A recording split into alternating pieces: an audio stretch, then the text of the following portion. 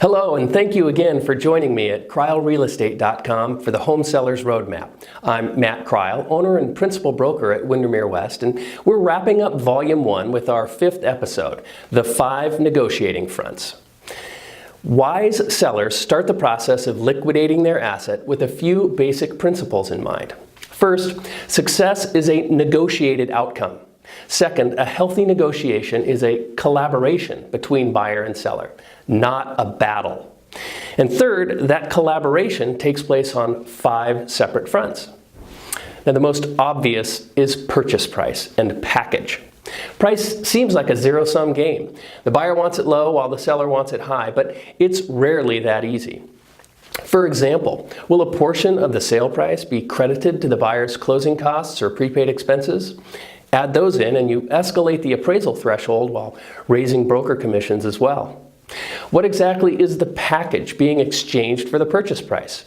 Are there any extras included? Refrigerators, laundry machines, riding lawnmowers, and other personal property items are often thrown in. Home warranties or tenants with an existing lease are other examples of inclusions. And then there are exclusions, such as draperies or a special stained glass window that can be pruned out of a deal. Look for nuance even where price and package are concerned. Second, we have terms. What's the earnest money deposit? Is it sufficient to insulate the seller against the costs of a buyer getting cold feet or otherwise failing to perform? Where will the earnest money be housed, and under what circumstances does it become non-refundable? What's the down payment? Does the buyer have enough wherewithal to lighten concerns about ancillary costs or unexpected expenses on the way to closing? What's the financing package itself? Cash is king, followed by conventional loans, with government-assisted programs tucked behind those and seller financing rounding out the field. Different regions have different procedural customs to consider as well, many of which harbor negotiable components. Terms are crucial to a transaction. Third are contingencies. What ripcords and requirements are built into the transaction?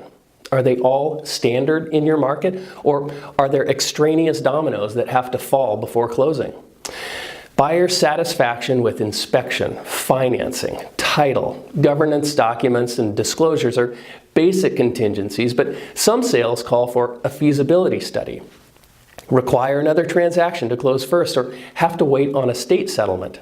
There are even contingencies to benefit a seller, like a clause requiring suitable replacement property be found.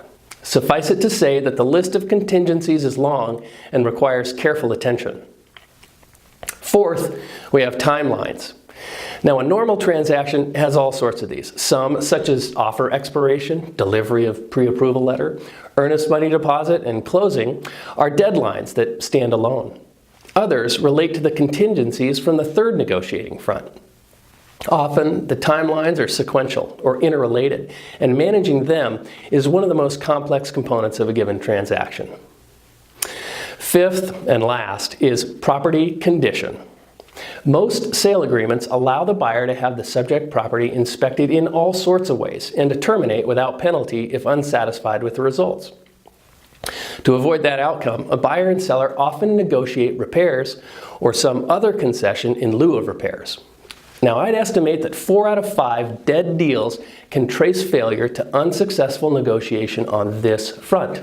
Sellers can be frustrated, even damaged, by the fact that property condition is a trailing negotiation, often worked out at great pain, if at all, long after the deal is signed around. It would be hard to overemphasize the importance of preparation and preemptive measures where property condition is concerned. Well, this is where Volume 1 of the Homesellers Roadmap draws to a close. You know what your mindset should be, what you control, how the market works, what questions to answer in advance, and the fronts upon which you'll be negotiating, all 5. In Volume 2, we'll go step by step through the art of preparation and presentation. And in Volume 3, we'll go step by step through the science of reading the market, pricing appropriately, and responding to feedback. You know, it's been a great pleasure to prepare this material and to welcome you aboard. The fun stuff comes next, and I'll look forward to seeing you there. All the best to you and yours from CrileRealEstate.com.